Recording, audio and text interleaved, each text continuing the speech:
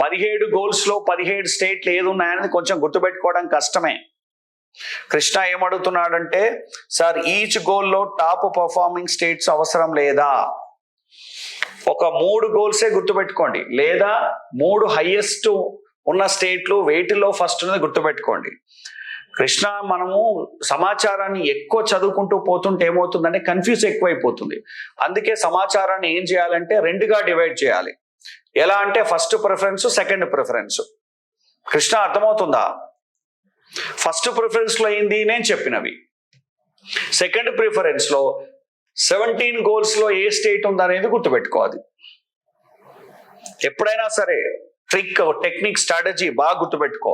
సమాచారం చాలా పెద్దగా ఉన్నప్పుడు దాన్ని ఏం చేయాలి అంటే ఫస్ట్ చూసుకోవాలి ఏది ఫస్ట్ ప్రిఫరెన్స్, ఏది సెకండ్ ప్రిఫరెన్స్.